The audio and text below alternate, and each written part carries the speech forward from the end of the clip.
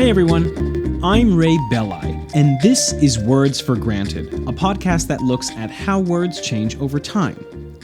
If you value this podcast as a free and independent educational resource, you can show your support by making a monthly donation at patreon.com/wordsforgranted.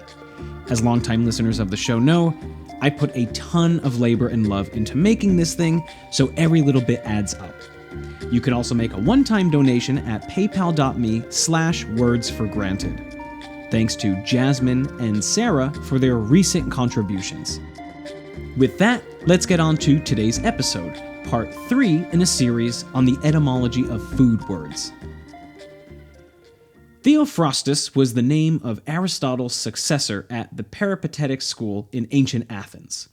He wrote extensively on a number of topics, including physics, ethics, and grammar, but his most influential works were probably in the realm of botany, the study of plants. Two of his works, Inquiry into Plants and On the Cause of Plants, would go on to be influential among scientists during the Renaissance and, after it, the Enlightenment. In his work, Theophrastus describes a spiny plant native to his Mediterranean homeland, and he calls this plant a kaktos. This word would pass into modern English as the word cactus. But before that, the word passed into Latin, and in Latin, kaktos became associated with a kind of wild artichoke. But the artichoke isn't a cactus, neither technically nor colloquially. With just one exception, cacti, as we know them, only grow in North America, making us 99.9% certain that the kaktos of Theophrastus was not a cactus as we think of it today. With this context, let's untangle the complex historical relationship between these two words and the two plants that they designate. The precise identity of Theophrastus's kaktos is unknown today, and the word's etymology, unfortunately, can't point us in a helpful direction. Kaktos is a foreign loanword in the ancient Greek lexicon, so linguists can't reconstruct its literal meaning or derivation. The word may have been borrowed into Greek from the pre-Indo-European inhabitants of southeastern Europe. Like I just mentioned, from Greek, the word kaktos passed into Latin, where it became more firmly associated with the cardoon, that is, a wild and undomesticated variation of the globe artichoke eaten today. Like globe artichokes, cardoons can be prepared as food, but they're a Mediterranean specialty that haven't really broken into the mainstream of world cuisine, so you might never have heard of them. To paint you a picture here, a cardoon is like a larger artichoke with a colorful prickly thistle on top, but instead of eating the flower bud, you eat the stem. As someone who comes from a very Italian-American family, I myself happen to be well acquainted with garoons. The word cardoon, which emerged in late Latin and passed into the Romance languages and from there into English, derives from the Latin cardus, which was simply the word for thistle. Thistle is a generic term for flowering plants characterized by prickly spikes, and yes, both artichokes and cardoons are classified as thistles. By the late Latin period, this word cardus appears to have superseded the Greek-inherited kaktos as the term for this undomesticated artichoke, causing the word kaktos to fade into obscurity. I should note that the word cardus may also have been applied to the domesticated artichoke before cardoons and artichokes were semantically and biologically differentiated, but there's a scholarly debate on when and where the domestication of the artichoke took place, and I'm certainly not the guy who's going to settle that argument. What I can say with more certainty is how the word cactus was revived in modern English during the late 18th century and how it became associated with spiky succulents. For that, we can thank Charles Linnaeus. As some of you may remember from your high school biology class, Charles Linnaeus is the father of modern taxonomy and binomial nomenclature. In other words, he was the guy who came up with the scientific two-part Latin-based naming system for all living things. In everyday talk, we say apple. But in binomial nomenclature talk, we say Malus domestica. If you listen to the last episode of Words for Granted, the malus part of that scientific name for the apple should be very familiar.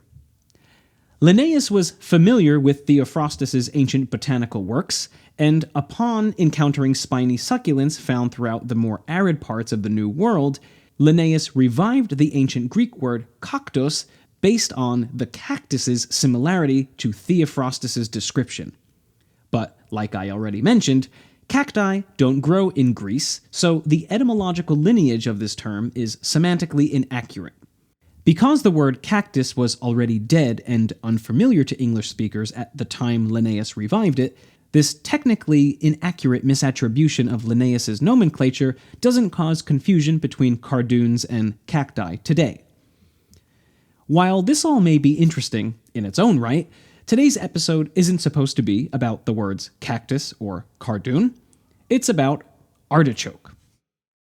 Artichoke was first recorded in English during the early 16th century, and it's ultimately an anglicization of the Italian word artichoke.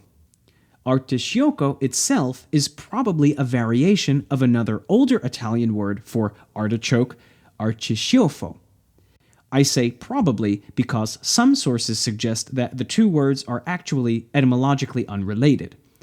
However, the more mainstream theory holds that in certain Italian dialects, arcisciofo, the older of these two words, morphed into artichoke, based on the influence of the Italian word cioco, meaning stump or log. The modern standard Italian word for artichoke, carciofo, is a shortened corruption of this older form, arcisciofo. Arcisciofo ultimately comes from the Arabic word al-horsufa, which simply meant artichoke. The consensus among scholars is that Arabic-speaking Moors from North Africa are responsible for the domestication of the globe artichoke during the early Middle Ages, roughly between the 7th and 10th centuries. The Spanish word for artichoke, alcachofo, shares this Arabic derivation. Traditional etymological accounts of artichoke suggest that the Italian arcisciofo derives from the Spanish alcachofo. By extension, this would also suggest that the domestication of the artichoke, at least on European soil, took place in Moorish-occupied Spain. However, a recent study advocates for Moorish-occupied Sicily as the European homeland of the domesticated artichoke. For the purposes of this episode, it suffices to say that in either Spain or southern Italy, sometime during the early Middle Ages, Arabic-speaking Moorish horticulturists domesticated the wild cardoon into the artichoke, and the Arabic word for artichoke, al-horsufa, was Europeanized in Italy and Spain's respective languages. If you're a longtime listener of Words for Granted, you may have listened to the English Words Derived from Arabic series I did about 2 years back. And if so, you may recall that many Arabic loanwords in English start with al. Alcohol, algebra, algorithm, alcove, albatross, etc. The al in these words is the same al in al-horsufa. Al is merely the Arabic definite article the, and it has managed to remain attached to a lot of Arabic words that have been borrowed into other languages. We can see this in the Spanish borrowing of al-horsufa, which again was alcachofa. The ultimate etymology of the horsufa part of al-horsufa traces back to an ancient Semitic root word meaning scale, which came to be associated with the artichoke due to the plant's spiky bulb. The modern Italian, Spanish, and Portuguese words for artichoke are all direct descendants of this Arabic al-horsufa. However, the word for artichoke in most European languages, English, German, Russian, etc., derive more directly from the Italian variant discussed earlier, artichoke.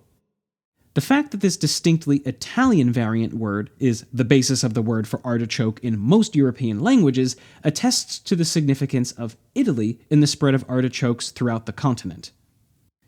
In English, artichoke has the false appearance of a compound word. Art and choke seem to be distinct morphemes, or units of meaning within a word, but they are not.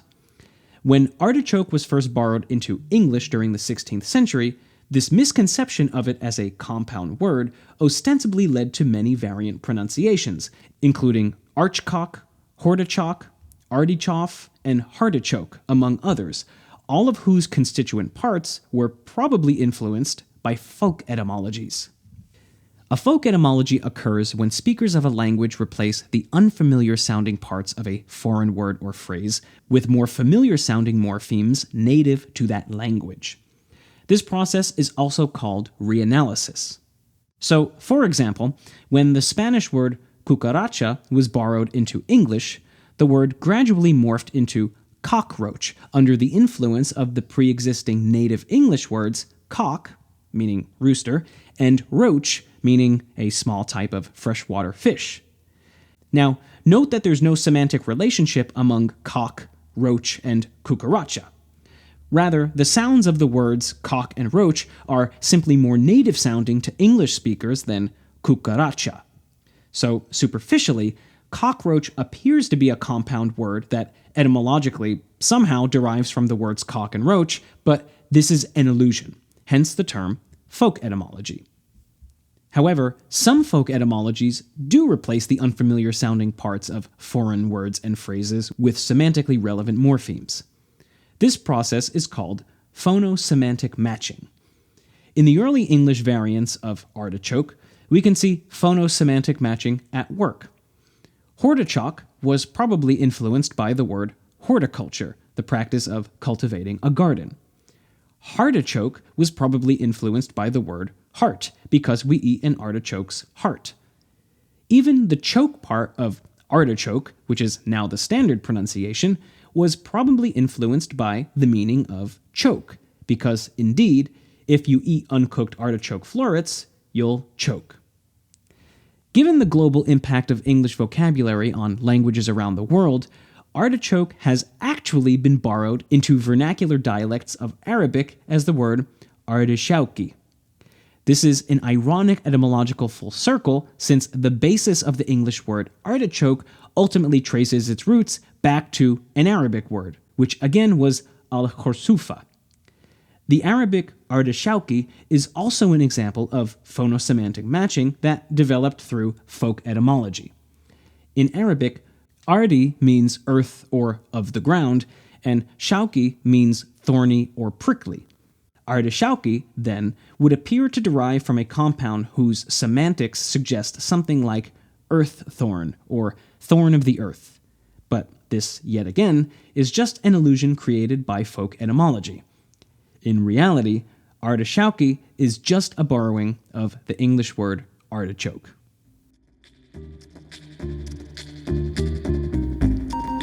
Okay, I hope you enjoyed today's show. Again, I'd like to remind you that if you're a regular listener and want to help keep this boat afloat, you can make a monthly contribution at patreon.com/wordsforgranted. You can also make a one-time donation at paypal.me/wordsforgranted. I also encourage you to leave a rating and review on whatever podcast player you use. I'm on Twitter at @wordsforgranted and Facebook as Words for Granted, and you can email me directly with questions, comments, and concerns at wordsforgranted@gmail.com. All right, I'll talk to you soon. Have a great day.